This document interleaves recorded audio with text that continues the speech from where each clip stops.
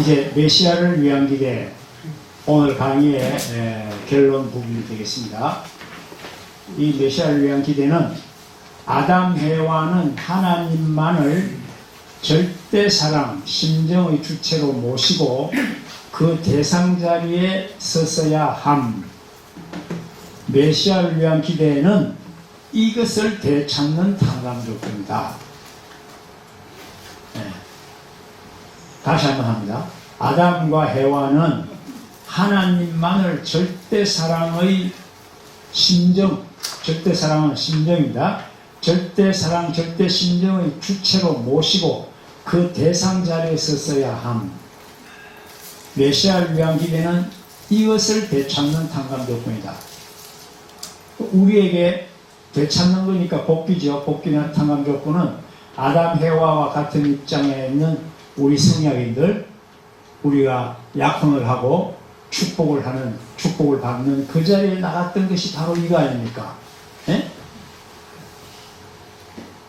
하나님만을 절대 사랑의 주체로 모시고 그 대상 자리에 서겠다고 하는 것이 메시아를 위한 축복의 자리란 말입니다. 약혼을 받고 부부가 아담 해와의 입장에서 부모의 자리에 나가는 하나님과의 관계의 절대적인 심정의 자리. 그것을 다른 말로 말하면은 하나님을 대표해 오시는 메시아 앞에, 신랑 메시아 앞에 신부가 되는 기대다. 이렇게 아버님 말씀하셨어요. 로스앤젤레스 그 회의 때 메시아를 위한 기대에 집중하시는 말씀이 이 말씀입니다. 신부가 되는 기대다. 이것이 성경 66권의 결론이다. 예수님 가르침의 핵심. 내가 다시 갈 때 신랑으로 간다. 재림 예수님은 전 인류의 앞에 신랑으로 오신다. 그래. 성경의 결론. 우리가 마태복음의 그 열천의 비유 있죠. 신랑이 언제 오실까 하고 기다리는 열처녀 중에 정성 들이고 촛불을 켜고 심정에 불을 켜서 기다리던 처녀를 만나고 그렇지 못한 처녀는 다 통곡을 하고 이런 일이 벌어진다 그랬어요. 슬기로운 5 처녀와 그렇지 않은 처녀들이 기름과 등잔을 준비한 사람들, 그렇지 않은 저주받고 쫓겨나는 사람들, 이게 신부가 되어서 신랑을 맞이할 준비를 한다 하는 뜻이에요. 계시록 19장 어린 양 잔치도 신부가 그 예비하고 단장하여 오시는 신랑 재림주님을 맞이해서 부부의 인연을 맺고 어린 양 잔치를 한다 하는 이 놀라운 계시록의 이 내용도 우리 복귀 원리가 이게 다 답을 내놨습니다. 네? 기독교인들은 기독교 목사님들이 하는 설교라든가 이런 거 뭐 어린 양 잔치 얘기도 하고 새 예루살렘에 대한 얘기도 하고 예수님 재림 때 공중에서 이끌려오는 휴가 한다는 거, 이런 것도 그냥 원리를 모르는 입장에서 그냥 문자적으로 해석을 하다 보니까 진짜 공중으로 이끌려 올라간다고 다 믿는다고요. 기가 차더라고. 네? 신부라는 얘기도 많이 하고 그러는데 그냥 구름 장면도 왔다 갔다 하는 거예요. 지금 다들 우리 원리적으로는 답이 딱 나오는 거잖아요. 전 세계 인류를 대표해서 기독교인들일 거예요. 재림하시는 주님을 진짜 기다리는 거는 전 세계 인류지만은 그 중에서도 성경을 믿는 기독교 신도들이 1차적으로 직접적인 신부의식을 가지는 사람들이에요. 그 아까 얘기한 대로 뭐 남자든 여자든 할머니든 처녀든 누구든 다 신부의식을 갖는 거예요. 기독교인들은. 그런 준비를 시키는 거예요. 신부가 된다는 말은 그가 가지고 있는 물질, 그가 가지고 있는 모든 육신적 소유, 육신, 정성, 마음 다 오시는 주님 것이다. 주님 것을 위하여 준비하고 있다. 그래야 될 거 아닙니까? 그 중에서 신랑, 우리가 원리적으로 보면 아담, 제3차 아담이 오셔서 해와를 복귀해내가지고 신부가 된다 할 때는 그 신부가 되는 해와 입장에 있는 어떤 특정 여인은 오시는 재림 예수님이 남자니까 신부 될, 그럼 아담 해와의 창조 원칙에도 그러니까 이거 뭐 우리가 무슨 해낼 이유가 하나도 없어요. 신부가 있을 거 아니야, 신부. 그 중에 대표적 기독교인들 가운데에 오시는 재림 주님과 모든 인연과 여건이 맞는 신랑하고 나이도 잘 조화돼야 될 거고 모든 여건이 맞아야 될 거 아니요. 그런 구비 조건이 맞는 사람 가운데에 어떤 특정 여인이 신부가 될 거 아닙니까? 그럼 그 특정 여인 신부는 대표란 말이에요. 대표. 얼마나 귀중한 자리고 엄중한 자리입니까? 6천년 복귀 섭리의 마지막 결론에 완성한 아담이 와가지고 그 완성한 아담의 신부의 자리에 준비되어 있는 크리스찬들 가운데 대표가 된다는 거. 대표 한 분에 한 분. 그 신부가 어떤 입장에 서야 되겠느냐 이 말입니다. 아까 지금까지 말한 믿음의 기대, 실체 기대 다 갖추어 가지고 메시아를 위한 기대. 내가 실체 기대까지 했다고 기독교인들 지도자들 중에 뽐내는 사람 많을 거 아니에요. 세례 요한처럼. 세례 요한도 믿음의 기대와 실체 기대는 가지고 있었죠. 많은 제자들이 따라다니고 존경하고 받들고 혹시 저 사람이 메시아가 아니냐 이렇게까지 말을 들었잖아요. 그렇다고 해서 그가 예수님 앞에 실수해버리잖아. 교만이 생겨가지고 불신하고 교만 생겨가지고 예수님 제자가 안 되고 예수님 앞에 무릎을 안 꿇잖아요. 그러니까 믿음의 기대, 실체 기대 됐다고 해서 바로 메시아 맞는 거 아닙니다. 믿음의 기대와 실체 기대가 된 다음에 진정한 신부는 자기가 없는 심정의 제물이 돼야 돼요. 제물이 돼야 된다 그랬죠? 믿음의 기대는 상징언제에서 제물로 돼야 가인 아벨의 관계 실체 기대에서는 실체 언제에서 가인이 제물이 돼야 된다 그래요. 믿음의 기대, 메시아를 위한 기대는 메시아 앞에 제물이 되어야 할 신부의 입장에 있는 많은 사람들 가운데 대표라고 생각하면 그 대표의 특정 여인은 어째야 되겠습니까? 대표 중에 대표라면 재물 중에 재물이죠. 자, 그래서 아버지 말씀을 잠깐 보겠습니다. 기독교는 지금까지 2000년 동안 준비하여 나왔습니다.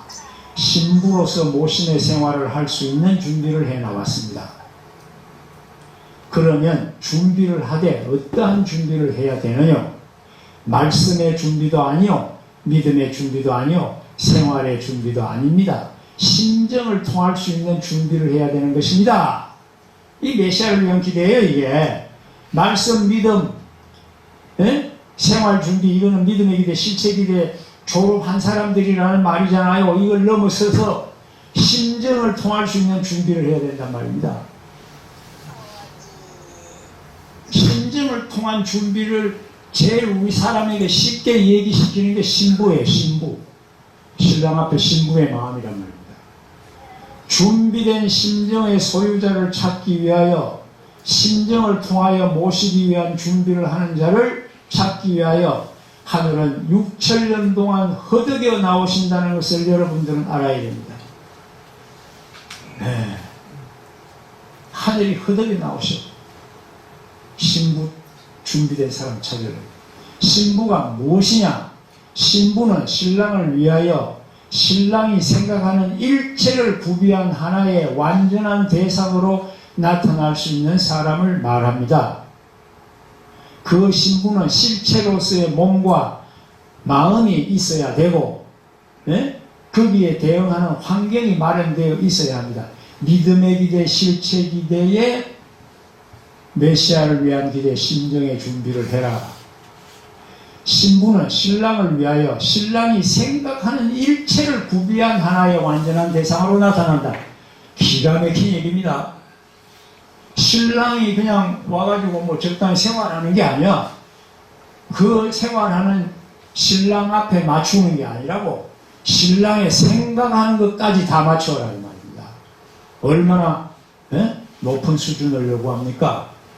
얼마나 신랑 앞에 신부가 되기가 참 어려운 길입니까? 재물의 길이란 말이에요. 100% 자유가 없는 길이란 말입니다. 그런 거로 신부는 자기에게 속한 것도 자기 것이라 할 수 없습니다. 그렇죠? 재물이니까 자기 것이로 내 마음대로 처분할 수 없다는 것입니다. 지금 그러한 노정에 있는 기독교의 사상은 신랑 신부의 사상을 말해줍니다. 그렇잖아요. 지금 이런 기독교는 자기 마음대로 할 수 없어요. 전부 다 주님의 뜻에 맞춰야 돼요. 지금 그러한 노정에 있는 기독교의 사상은 신랑 신부의 사상을 말해줍니다. 신랑을 모시기 위한 준비하는 처녀와 같이 있는 정성을 다하고 또 그 몸에 사무친 정력이 피와 더불어 끓어오를 때에 비로소 그의 신부가 될 수 있습니다. 일체, 생활, 육신, 정성 모두다. 또한 첫 번째요 마지막 것으로서 품어질 수 있는 자리를 찾아 나가는 것이 신부가 가는 길입니다. 이 말씀은요 아버님 말씀선집 8집에 298페이지에 나오는데 요걸 잘 보셔야 됩니다. 1960년 2월 14일이에요. 아버님과 어머님 어린 양 잔치하는 성혼식이 언제입니까? 1960년 4월 11일. 4월 11일입니다. 음력은 3월 16일이에요. 그럼 4월 11일이면 이거 2달 전이에요. 2달 전. 아버님이 이제 곧 신부를 결정해가지고 가약식을 하고 혼인을 해야 할 달을 앞에 놓고 정파동 본부교회에서 이런 설교를 하신 거예요. 하늘은 심정으로 모시는 자의 것이라 그랬습니다. 그 설교 제목이 그때 나온 말씀이에요. 이 말씀. 1960년대 돌아가서 아버님 말씀이 어떻게 나왔는가를 우리가 살펴봐야 됩니다. 자, 이렇게 보면은 뭐 우리가 메시아를 얘기하는 심정기대인데 심정기대는 심정헌재를 통해서 이루어진다는 건 지금까지 다 말씀을 드렸습니다. 아벨의 위치의 사람들과 메시아의 직접적인 관계, 세례 요한과 유대교 지도자들 다 믿음의 기대, 실체 기대까지는 성공한 사람들이에요. 그런데 예수님 앞에 메시아를 위한 기대 위에 세워졌어야 했던 입장인데 예수님을 말씀을 불순종하고 십자가에 오히려 내몰았어. 메시아를 위한 기대에서 다 배반자가 됐단 말이에요. 실체 기대까지 간 사람들이 실수하는 거예요. 재림주 앞에 기독교 지도자들도 이런 사람이 많은 거예요. 아버님 노정이 그거 아닙니까? 아버님 노정이 해방이 되자 말자 아버님이 이 나라에서 재림 노정을 시작할 때에 신령한 지도자들을 찾아서 다 했잖아요. 근데 그들이 다 정건을 해서 누구요? 벤 신령 집단 첫 번째 만난 박대선? 아니지. 오빈? 김성도? 그 있잖아요. 오빈? 박대선? 그거는 이북 갔을 때 얘기고. 박장로? 하하. 김백문. 김백문 집단. 네. 흑석동에 계시면서 그 김백문 집단에 가서 정성 드릴 때에 김백문 씨가 아버님 전도했잖아요. 증거했는데 세례요한하고 똑같이 됐단 말이에요. 순종하고 따라오지 않는 그런 패턴이 자꾸 반복되니까 아버님이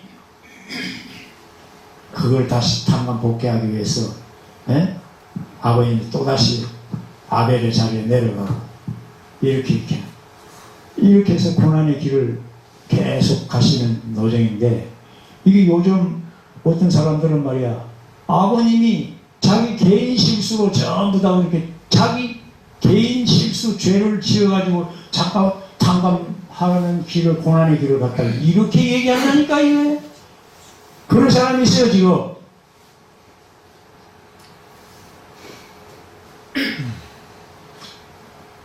자, 실체 기대 단계에 만족하여 자기중심한 신앙을 하지 말아라. 메시아가 자기를 알아보고 자기가 찾아올 것이라고 자만한다. 오히려 신부가 신랑에게 찾아가야 되는 그 마음을 가져야 돼요. 10처녀 비유, 5처녀. 예? 신랑을 만난 사람들이 다르잖아요, 태도가. 그러니까 교만이 사탄이에요. 자기중심한 교만.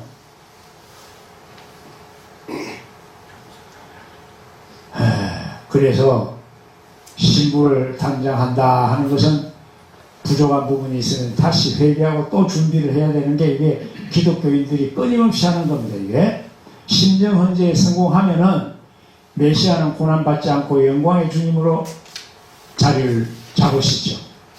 네? 아버님이 이 땅에 오셔서 재림섭리 시작할 해방 직후의 사정에서 수많은 기독교의 신령한 지도자들을 만날 때마다 책임을 못하면 아버님이 대신 탕감을 받으시는 거 보셨죠? 네? 무슨 허호빈 복중교 얘기라든지 이런 것이 뭐다.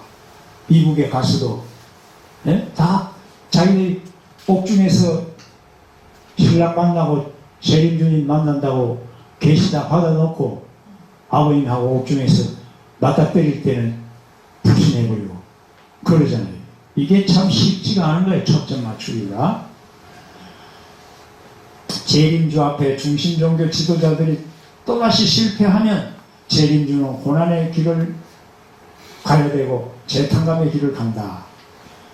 아버님 노정이 얼마나 이것으로 계속 반복되고 연장되고 확대됐습니다. 이거를 아버님 개인 잘못으로, 아버님이 개인적으로 무슨 실수하고 죄 지어가지고 아버님 그런 고생했다. 이따위 소리 하는 놈들 혀를 뽑아버려야 돼, 앞으로. 말 되겠어, 이게?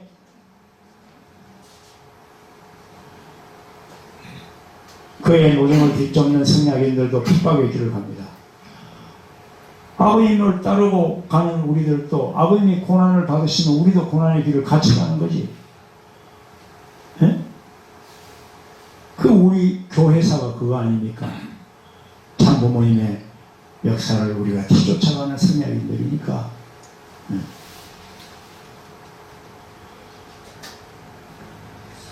성약인들은 공식 요정을 밟아 아벨의 자리로, 다시 신부와 참자녀의 자리로 나아가는 장입니다. 그렇죠?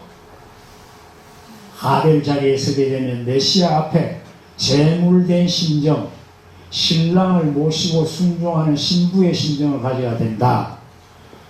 우리 모든 축복 가정들이 이런 관계예요. 아버님 앞에. 에? 이런 위치단 말이에요. 제물이다, 우리는. 에. 제물은 축복의 자리잖아요.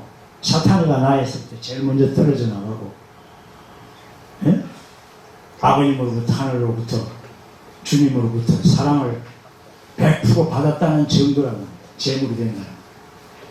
타락 인간은 이와 같이 메시아를 맞아 원죄를 벗어가지고 인간조사의 타락 전 입장으로 복귀된 후에 하나님의 신정을 중심하고 메시아와 일체가 되어 인간조상이 타락됨으로써 걷지 못하고 남아졌던 성장기간을 다 지나야 완성실체가 되는 것이다. 메시아 앞에 제물된 심정으로 신부된 입장에서 복귀되어 가지고 하나님의 심령을 중심으로 메시아 일체가 되어 남아져 있던 성장 기운을 다 지나간다. 이게 우리 성약인들이 가는 길이란 말입니다. 예. 우리 가정들이 그래야 된다. 그 말이죠. 그 대표가 아버님 앞에 신부된 사람이에요. 축복받은 자가 메시아를 배반한다는 것은 메시아와 사상, 가치관과 인격, 신념이 일치되지 않은 자기중심한 자리이기 때문이다. 자기가 원수요. 축복받고도 아버님하고 떨어져 나간다고 할까? 딴길 가는 사람이 있을 수 있죠. 자기 중심이 안 떨어지면 사탄이가 채가는 거예요. 신부의 자리를 떠나 메시아보다 자기를 더 사랑하는 자리가 된다. 네? 신부의 자리를 떠나서 메시아보다도 자기를 더 사랑하는 자리가 되면은 메시아하고 관계가 멀어지는 거지. 메시아를 받들 수 없는 자리고, 이렇게 되면은 축복받은 사람들이라 하더라도 신앙적으로는 부주인을 섬기니까 이게 뭐랄까요? 신앙적 창부가 된다는 말입니다. 우리가 성약인을 위한 초심불망의 메시아를 위한 기대라는 말을 이래서 하는 겁니다. 심정기대를 세우려는 단계의 신앙자는 한 번 무너지면 다시는 복귀하기 어려운 아주 이게 심각한 자리예요. 축복받고 아버님을 모시고 따라 나오다가 한번 심정적인 배반을 하고 나면은 그 자리를 다시 돌아가기가 얼마나 어렵겠습니까? 정말 어려울 거예요. 에? 이걸 우리 알면은 정말 귀한 축복을 우리가 받고 아버님과의 관계를 맺었으니까 이 심정의 기대, 신부와 같은 마음을 끝까지 우리의 가족들이 다, 우리의 종족들이 다, 우리의 민족이 다, 인류가 다, 기독교인들이 다 그렇게 끝까지 가야 된다. 이게 하나님의 구원 승리의 핵심이 여기 있습니다. 메시아를 위한 기대. 자, 이거 역사 전체적으로 한번 보겠습니다. 이게 성약인이에요. 이게 이게 역사적인 종적으로 보고 획적으로 보는 나를 봅시다. 나는 나에게 구약 물질, 상징 현재를 대표하는 게 내가 가지고 있는 소유입니다. 내 소유, 내 물질이에요. 이거. 신약에 내 몸, 육신을 제물로 드리는 실체 현재. 이게 역사 전체로 보면, 거시적으로 보면 신약이라고 그랬죠?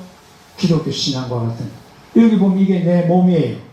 내 몸으로 할 수 있는 정성과 모든 노력과 피땀 눈물이, 예? 나를 위하여 쓰는 게 아니다 말이야. 하늘을 위하여 바치는 거예요. 땀은 땅을 위하여, 눈물은 인류를 위하여, 피는 하늘을 위하여 흘린다. 이 말이 말씀이에요. 나의 소유물, 내 물질, 내 몸뚱이, 내 육신, 내 영혼, 내 정성, 내 정신, 마음, 내 뜻, 이것은 성약시대. 네? 심정기대, 신부되는 것, 심정헌재 이 말이에요. 이 마음이 내 마음. 이걸 한꺼번에 나는 종으로 된 이 모든 6천년 역사를 내 일대에 다 획적으로 복귀하는 거예요. tan감 복귀하는 거예요. 그것이 성약인이 가는 길입니다. 간단해요. 내 가지고 있는 물질, 내 거다. 그렇게 하면 안 된다. 내 몸뚱이, 내 마음대로 내 거다. 그러지 말아라.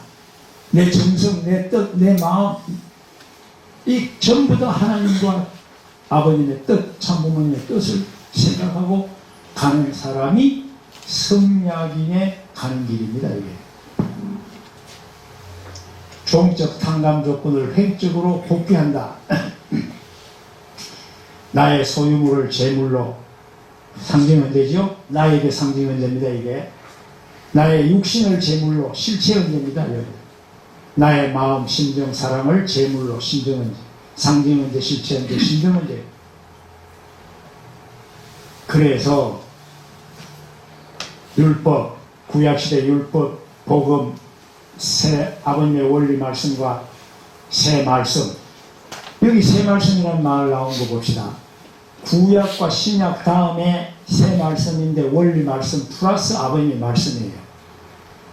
우리 원리 강론은 1964년 5년도에 정리가 되어 나왔기 때문에 그 원리 강론 맨 앞에 총서론의 마지막 끝에 가면은 이 여기 원리 강론에 기록되어 수록되어 있는 이 말씀은 문성명 선생님이 지금까지 진리 탐구를 위하여 피 흘린 그 혈혈 당신의 장망한 영적 세계를 다 하나님의 진리를 찾아 구도의 길을 가서 밝혀 나오신 지금까지의 말씀인데 앞으로 더 많은 새 말씀이 우리 심령을 구원해주는 새 말씀을 밝히기를 우리가 고대한다. 이런 말이 나와요.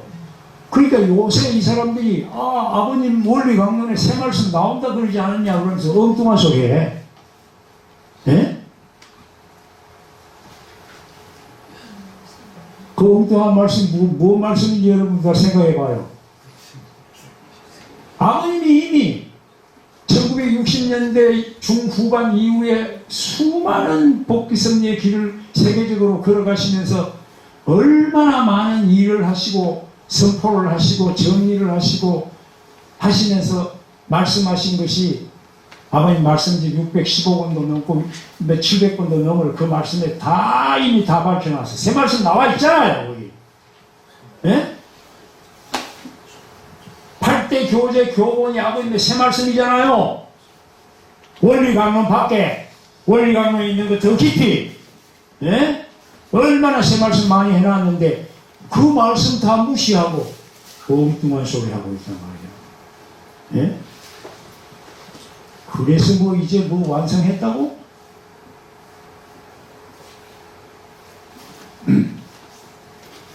그래서 우리는 이런 원칙을 유대교 신앙, 기독교 신앙, 성약 신앙은 다 우리가 성약인들에게는 이런 단계에 다 있어요. 새 말씀, 성약 시대 모신다. 심정기대, 심정일대, 심정권 뭐 이런 거 이거.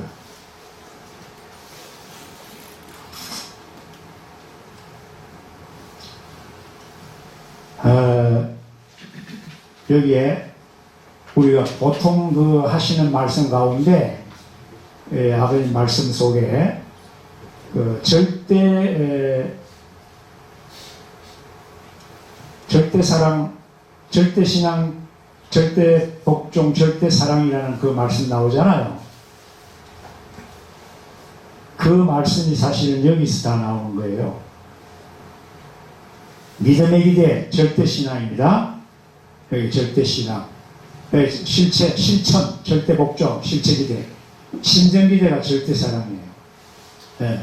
소유권 전환, 혈통 전환, 심정 전환, 물질, 인간, 심정관이 여기에 제1단계가 절대 복종.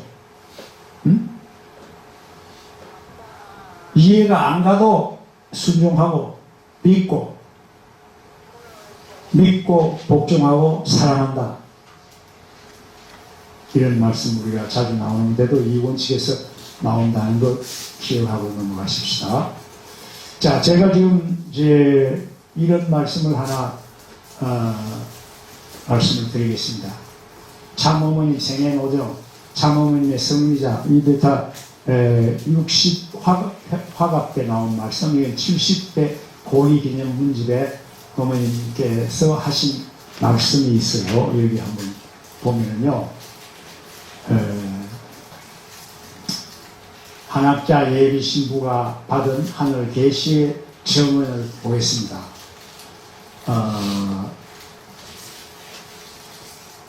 축복가정은 어린 양 잔치에 초대된 신부의 신령을 주비한 사람들, 실체 신부, 모든 기독교인 대표로서, 이거 잘 보세요. 실체 신부, 한학자 어머니죠. 실체 신부는 모든 기독교인의 대표로서 주님의 간택에 의하여 부부의 연을 맺고 어린 양 잔치를 하고 참어머니가 되시는 분, 한학자 참 어머님이시다. 실체 신부가. 그 메시아를 위한 기대의 총집결이에요. 그때 어머니가 아버님으로부터 이제 간택을 받는, 청혼을 받는 그 시점에 어머님이 하신 간증 말씀입니다. 이렇게 나옵니다. 오늘 우리가 기념하고 있는 성원식이 거행된 것은 1960년 4월 11일 음력 3월 16일이었어요. 성원일 한 달 전에 아버님께서 몽시에 나타나셨고 하나님께로부터의 특별한 계시가 있었어요. 그날이 가까웠으니 준비하라고 계시가 내렸어요. 그때부터 말하자면 하늘이 청혼했다기보다는 훈령이 내렸던 거죠. 아버님이 청혼했다기보다는 훈령이 내렸다고 할 정도로 말씀을, 자기가 없는 말씀을 합니다. 훈령이 있었을 때 나는 완전히 자아를 떠난 입장에 놓여졌어요. 나는 그때 하늘의 섭리가 아니고는 그런 큰 일을 판단할 수 있는 능력이 없었기 때문에 무화가 될 수밖에 없었어요. 얼마나 정말 신부의 교과서적인 지금 답변이 나오고 있는 겁니다.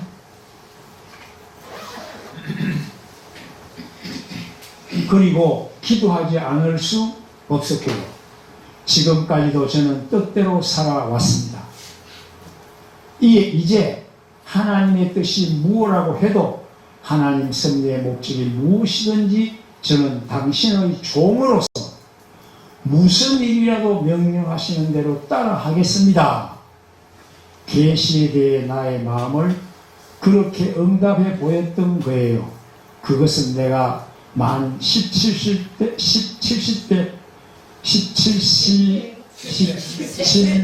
때의 봄인 2월경이었어요. 아까 아버님이 하늘은 심정으로 모시는 자의 것이라고 하는 말씀이 2월 11일 날 하셨어요.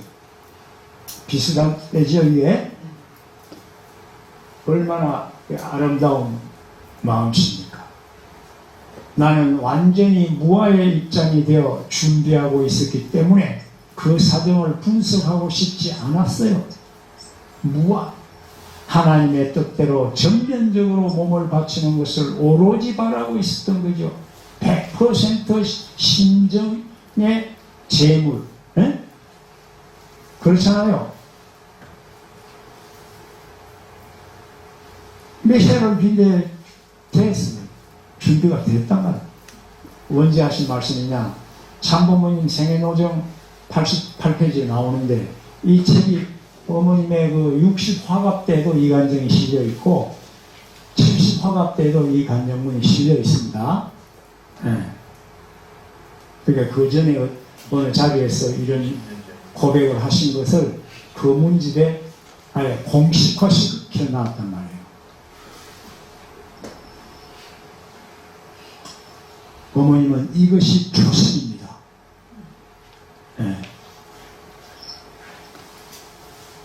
자, 여러분, 이게 남녀가 부부로 절대적인 신앙을 가지고 맺어져 있으면 어떤 일이 일어나는가 하나 예를 보겠습니다. 아브라함과 사라의 경우입니다. 아브라함과 사라의 경우인데 아브라함과 사라의 절대적 부부지간이 만드는 승리의 기적을 우리가 기억하고 넘어가야 됩니다. 뭐 긴 얘기 안 하겠습니다.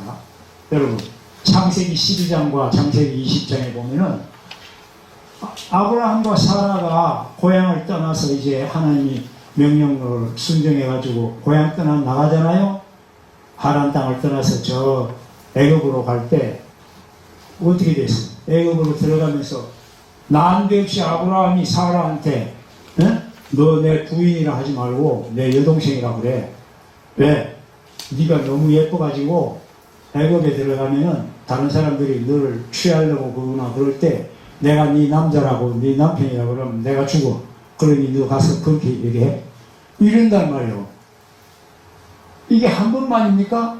또 한 번 더 있었죠. 나중에 그랄 왕한테 가가지고 또 그래 두 번 이런 일이 있는데, 그때마다 사라는 아브라함에 대해서 요만큼도 불평 원망이 없었어요. 네? 성경에 보면 그런 게 없어. 당연히 그냥 그렇게 가는 거예요. 가니까 어떻게 되세요? 바알 왕이 사라를 진짜 부인으로 취하려고 신하들을 시켜서 궁중에 끌어갔다니까. 가서 그런 마음을 품으니까 하나님이 나타나서 바로를 혼쭐을 내가지고 벌벌벌 떨게 제발 살려주십시오. 이 여인을 제가 돌려보내겠습니다. 돌려보낼 때 그냥 보내는 게 아니야. 에? 재물도 주고 노비도 주어가지고 얼른 가라 너 신랑한테. 네가 왜 그 말을 안 해? 내가 이 큰일 날 뻔했다.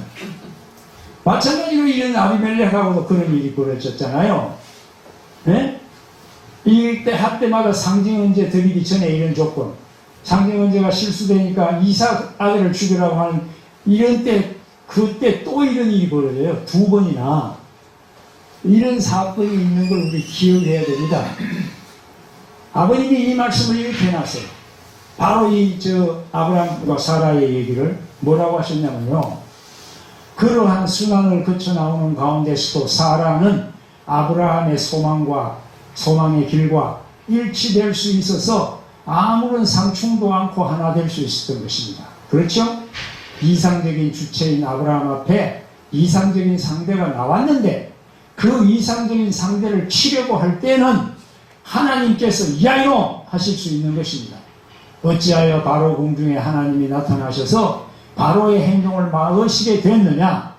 절대적인 중심 주체 앞에 있는 절대적인 상대는 보호해 주어야 할 존재이기 때문에 하나님은 바로가 접근하려 할 때 이놈 하며 제지시켰던 것입니다. 이상적인 남편을 갖고 있으면 손해보는 게 아니에요. 거기에 관계되어 있는 만큼 빼앗아 오는 것입니다. 이런 말씀 우리가 자주 접하지를 못했습니다. 그런데 한번 이렇게 지적해 놨잖아요.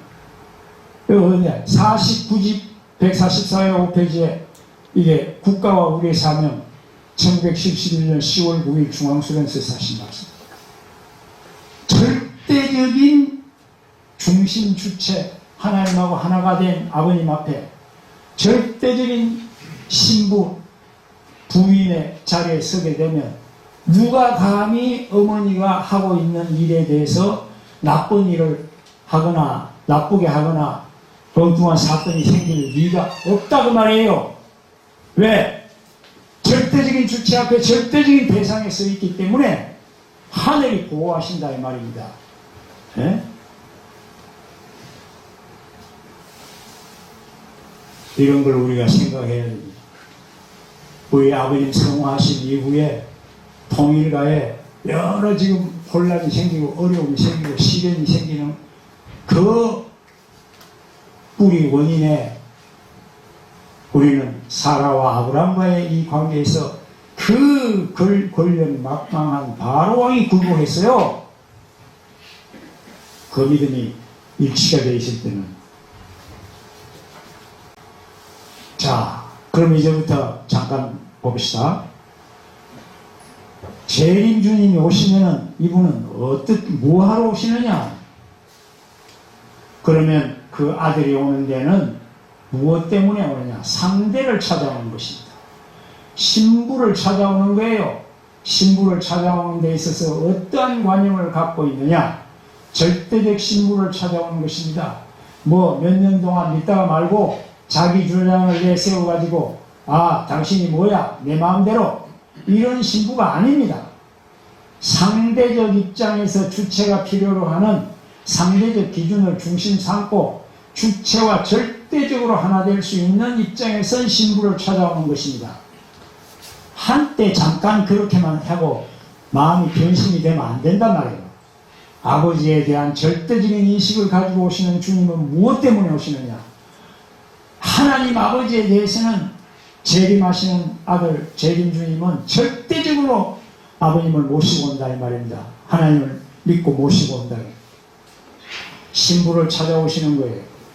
어떠한 신부를 찾아오시느냐? 이럭저럭 그저 수단과 방법을 가려서 적당히 하는 신부가 아닙니다. 그런 신부는 얼마든지 있다고요. 절대적인 신부를 찾아오시는 것입니다. 한번 약속했으면 죽음길이라도 가는 신부, 일구이연하는 신부가 아니라고요.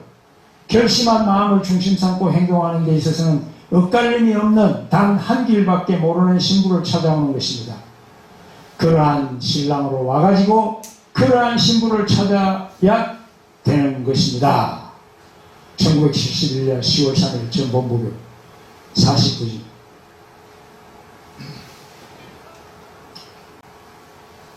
그러니까 이렇게 오시는 재림주님 앞에 찾아 나오는 모든 여성들은 어떤 여성들이냐 봅시다. 지금까지 하늘을 대표한 남성 재림주 앞에 온 여성들은 해와 후보자, 어머니 후보자들이다. 이런 말씀이 있어요. 지금까지의 복귀 승리를 보게 되면 온 인류를 남자, 여자로 보는 거예요. 인류가 아무리 많다 하더라도 남자, 여자로. 그러면 남자 전체를 대표한 분이 오시는 메시아인데 그 남자 전체를 대표한 분이 오시는데 그분이 메시아이다 이 말이에요.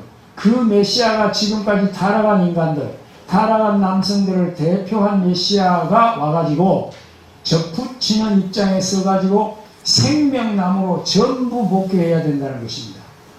여러분, 이 생명나무는 남성이라는 거 다시 한번 확인합니다. 예? 생명나무를 뭐 창세기에서는 아담이라고 하더만은 계시록에 가니까 두 그루 생명나무가 있는데 한 그루는 아버님이고 한 그루는 어머니다. 이렇게 또 해석하는 사람도 나왔더라만, 예? 아버님은 우리 타락한 인간들을 접붙여서 중생시켜서 만들어내는 모든 남자들이 다 생명나무가 된다 그랬습니다. 그런데 대번에 생명나무가 될 수 없다고요.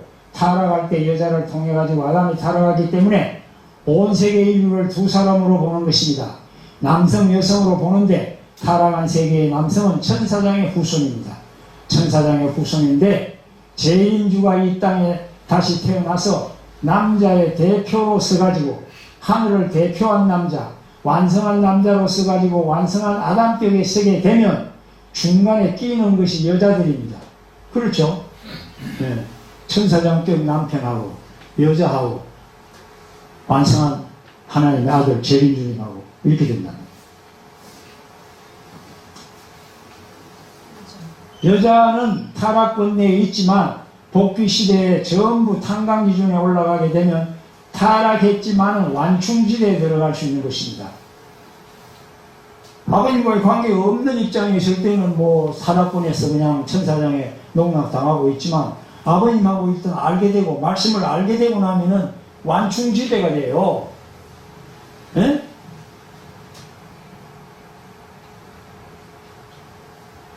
그래서 그곳에 머물러 있기 때문에 완충지대에 머물러 있기 때문에 하늘을 대표한 남성 앞에 온 여성들은 해와 후보자인 것입니다. 예? 여성들은 다 해와 후보자라고 말해요. 아버님을 알게 되는 모든 여성들은 어머니 후보자라는 거예요. 그 중에서 어머니가 나온다 그 말 아닙니까? 신부가 나온다 그 말 아닙니까? 그래서 하나 돼 가지고 남자들이 부인을 끌어당기는 것이 아니고 부인이 하늘로 갈 수 있게끔 밀어줘야만 탄광복귀가 되는 것입니다. 일반적으로 말해서 우리 부부가 기성가정이라고 하는 입장에 있는 사람들이 아버님을 알게 됐다 할 때 또는 부인이 먼저 아버님을 알고 교회를 알게 됐다 할 때 남편의 입장에서는 천사장 입장이고 기혼가정도 그런 입장이지만 아버님은 이 부인은 그렇게 심정적인 면은 더 해와와 아담과의 관계와 같고 남편과 부인의 관계는 천사장과 해와의 관계가 같다 이런 입장이잖아요.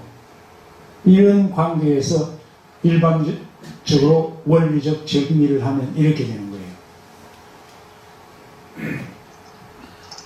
말씀은 해와를 재창조하는 것이 아버님의 사명이라는 말씀도 봅시다. 성경을 보면 먼저 아담이 창조되었고 남자인 아담을 본떠서 해와를 만든 거라고요. 남자가 중심이 되고 창조자는 어미입니다. 이 땅에는 아담이 완성하고 나서 어떻게 해와를 창조하느냐 하는 문제가 남아있었던 거라고요. 그것이 아담의 사명이요 아버님의 사명입니다. 244권에 벨베다 수련소에 사신 말씀. 아담이 완성하고 나서 어떻게 해와를 재창조하느냐 하는 문제가 남아있었던 거예요. 아버님이 바로 이분이잖아. 그렇잖아요? 그것이 아담의 사명이요. 재림하신 아담 아버님의 사명입니다. 이거를 계속해서 부정을 하려고 한다니까? 계속 부인해. 네? 아버님 말씀과 원리가 이렇게 두 눈을 부릅뜨고 기록이 되어 있는 게 한두 번입니까 이게?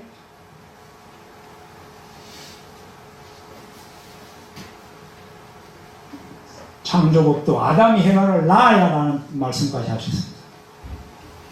창조법도상으로는 하나님이 아담을 지은 다음에 아담을 본떠서 해와를 지었잖아요. 그러니 아담이 해와를 낳아야죠. 그런데 어떻게 됐습니까? 거꾸로 된 거예요. 성경에는 아담의 갈비뼈를 취하여 해와를 만들었다고 되어 있지만 정말로 갈비뼈를 뺐다는 말이 아니고 남자를 본떠서 만들었다는 말입니다. 원래 여자가 남자로 말미암아 나온 것인데 지금은 남자가 여자로 말미암아 나온 것처럼 되어 있습니다. 이거 바로 된 겁니까? 거꾸로 된 겁니까? 거꾸로 된 거죠? 그러니 바로 잡아야 합니다. 말씀집 25권 1969년 10월 4일 청파동천 본부교회입니다. 뭐 이런 말씀이 성경에도 그렇지만 창조 원리에도 그렇고 아버님 말씀에도 수도 없는데도 불구하고 이거를 끝까지 부정하려고 하는 이런 주장을 하는 철없는 사람들이 있어요. 예? 여자들은 어머니라고 하는데 아버지를 인정하고 어머니라고 해야죠. 이게 일반적인 얘기입니다. 예? 모든 가정에서 어머니 하는데 아버지를 인정하고 어머니를 해라. 어머니를 먼저 세우면 벌받아요. 어머니 마음대로 하다가 망했어요. 해와가 그런 거 아니에요. 해와 인류의 어머니. 그렇기 때문에 어머니 마음대로 못해요. 지금도 그렇습니다. 원리 원칙에는 용서가 없어요. 아무리 어머니라 해도 이러한 게 원칙인데 이러면 되겠느냐고 하면 눈물을 흘리고 시정해야 됩니다. 네? 시정해야 됩니다. 1999년 2월 1일 본부교회 299권에 있는 말씀.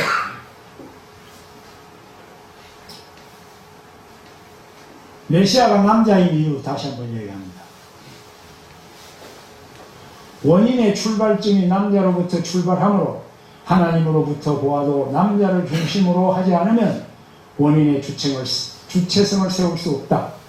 남자를 중심으로 하지 않으면 끝장이 난다. 남자 메시아가 오지 않으면 안 된다. 여자는 무엇인가? 밭이다. 여자가 주체로 되어서는 안 된다. 남자가 주체다. 먼저 있었다. 인간이 태어나는 그 씨는 여자에게 있는 것이 아니다. 남자가 먼저 있었다.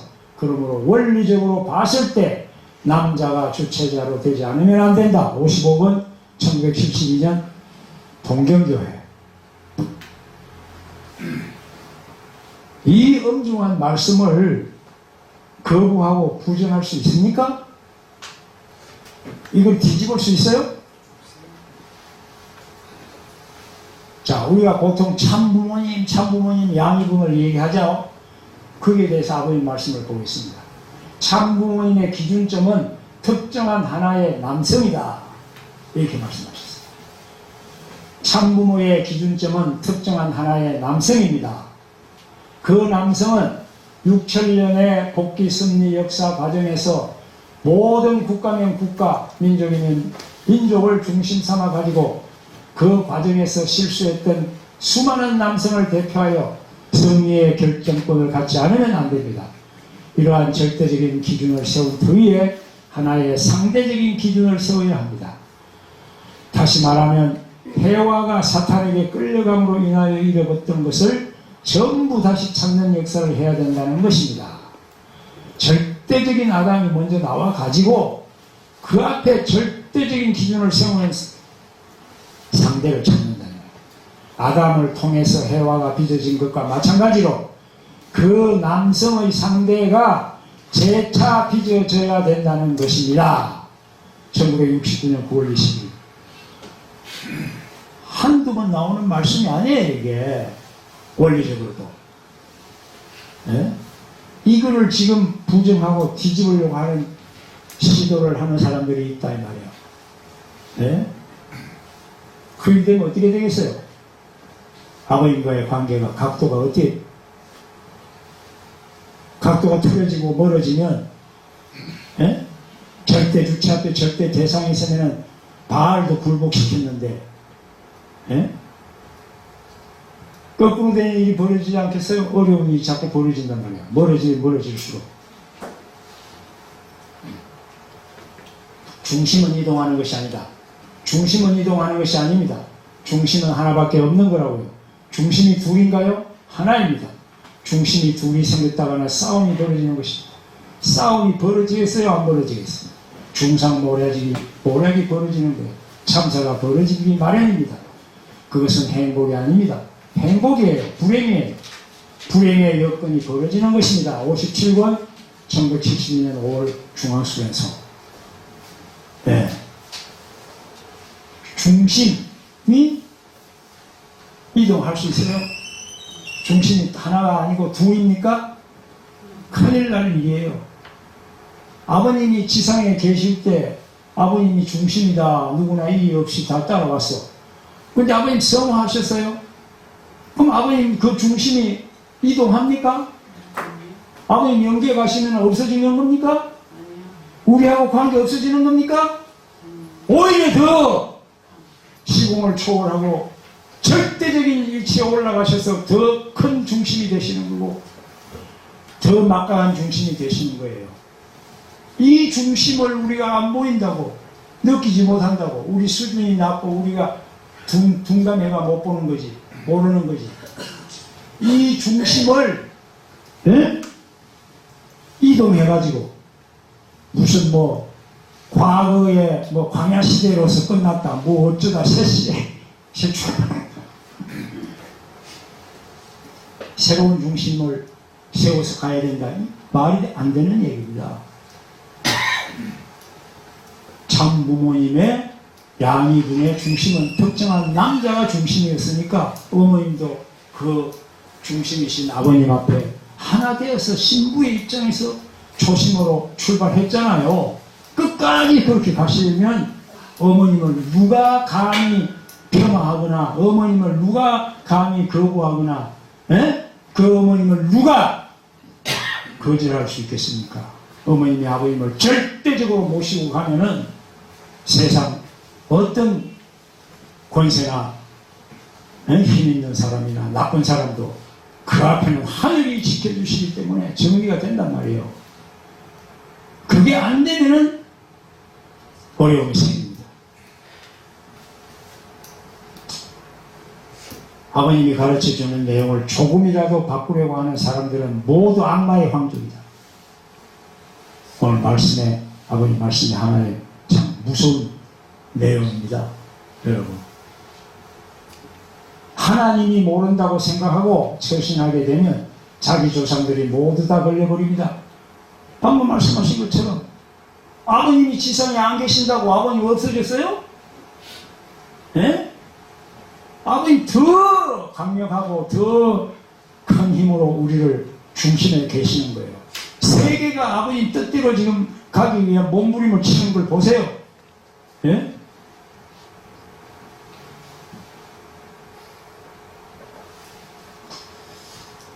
무서운 사실입니다. 안 보인다고 모르는 게 내 마음대로 하면. 아버님이 가르쳐주는 내용을 조금이라도 바꾸려고 하는 사람들은 모두 다 악마의 황족입니다. 조금이라도 바꾸나. 그렇기 때문에 아버님 8대 교제 교범을 내 유언으로 남긴다고 그랬잖아요. 자식들이 부모님의 유언을 제대로 안 받들고 소중히 간직 안 하면 그거 어떻게 되겠어요? 8대 교제 교본을 잘 모시고 가야지. 그러한 사람들의 유혹에 이끌려서 지켜내야 할 길을 버리고 옆으로 빠지는 사람들은 이상적인 세계를 무너뜨리기 때문에 악마보다 더 나쁜 것입니다. 축복가정이라는 이름으로 나쁜 짓을 하게 되면 축복가정들이 가는 지옥으로 갈 것입니다. 그러한 지옥이 생긴다고요. 없다가도 생긴단 말입니다. 축복가정이 아버님 말씀을 왜곡하고 빼고 지 마음대로 해석을 하면은 그렇지 않으면 지옥이 안 내죠. 없죠. 모두 다 성약인들이 다 천국으로 오고 아버님과 같이 가 있을 거 아닙니까? 안 그럴 때는 지옥이 생긴다고요.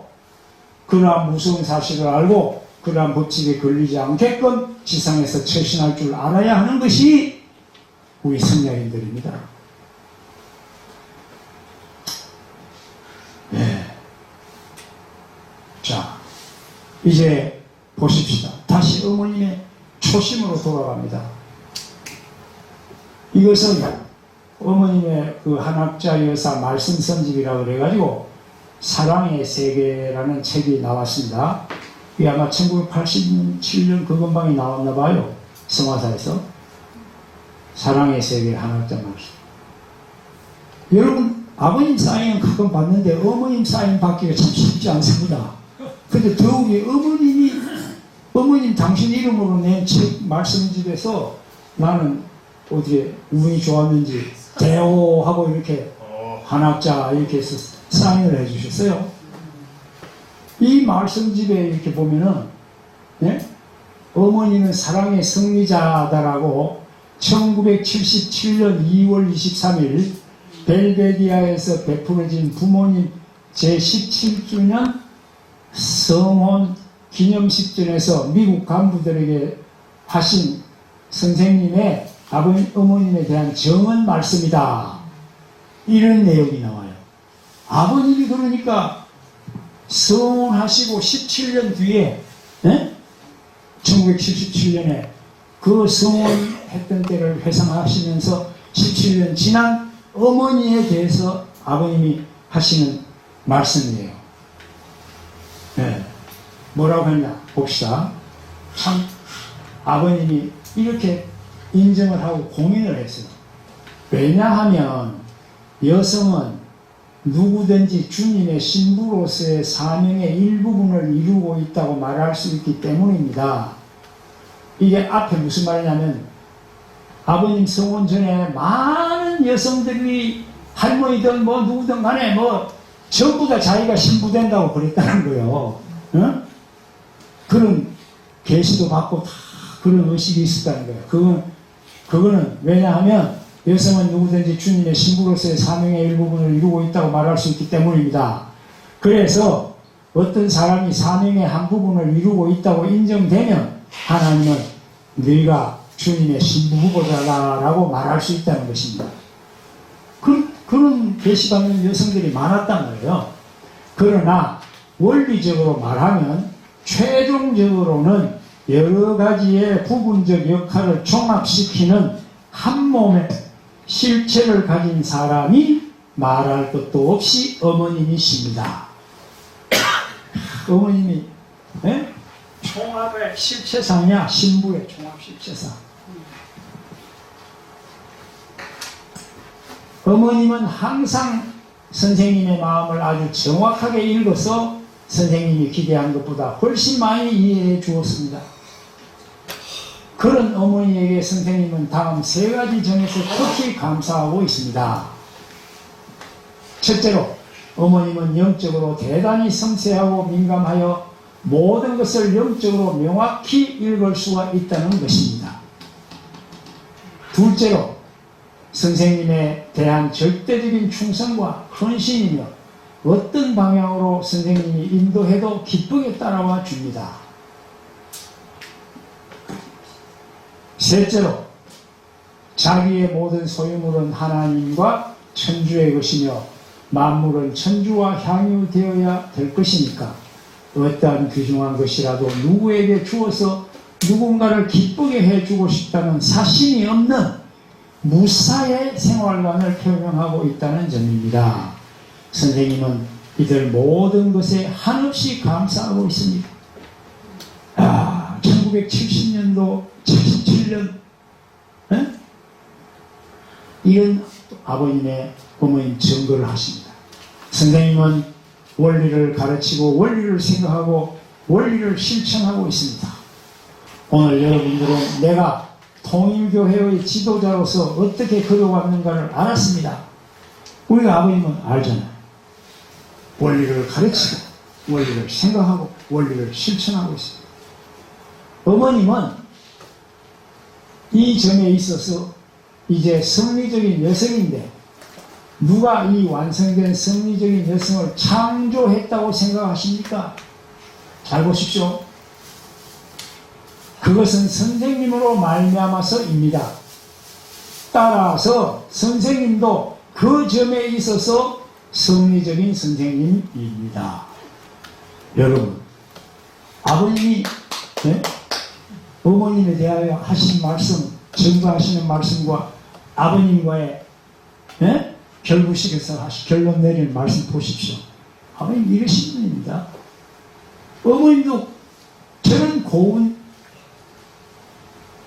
그 처음에 고백했잖아요.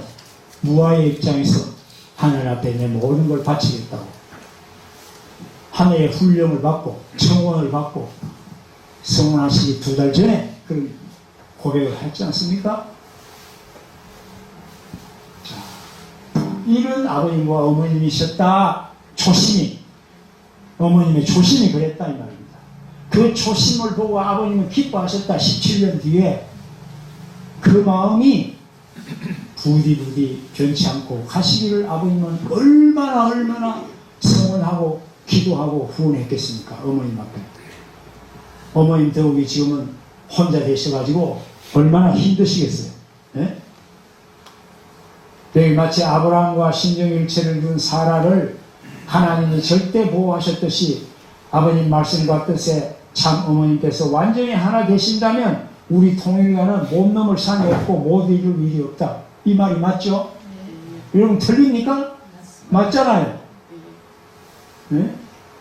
아브라함과 심정일체를 이룬 사라를 바로 궁중에서 그날 왕의 아비멜렉에서 하나님이 절대 보호하셨듯이 아버님 말씀과 뜻에 참어머님께서 절대적으로 완전히 하나 되신다면 우리 통일과는 못 넘을 산이 없고 못 이룰 일이 없다. 우리 집안에 무슨 어려움이 생겼습니까? 자식들이 어머니한테 뭐라고 말할 수 있습니까? 나와가지고 딴소리 할 수 있겠습니까? 어머니가 이렇다면 하나가 되면 다 해결된단 말이에요. 두 분이.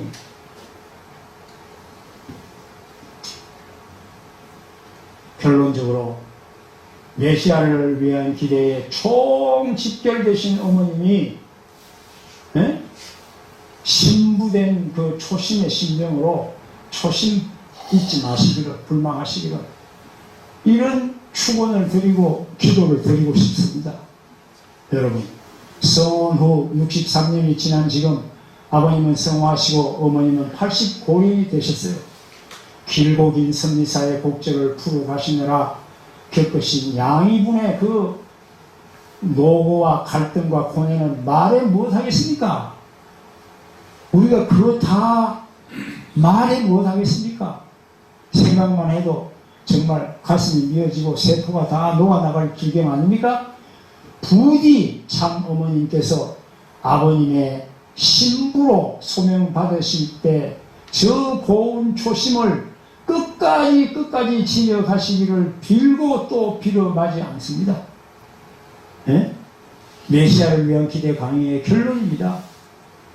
그리하여 전 인류, 전 기독교인들을 대표해서 신부로 아버님 앞에 서신 그 어머님이 메시아를 위한 기대 위에 서서 망고불변의 초석으로 세우시는 초심불망의 신부가 되시어서 만인의 칭송과 존경, 헌모를 길이 받고 우리 통일가의 모든 어려움이 수습되고 시련을 극복할 수 있는 원동력이 되어 주기를 간절히 비는 마음으로 말씀을 드리면서 제 성약인을 위한 초심불명의 메시아의 말씀을 전하겠습니다. 감사합니다.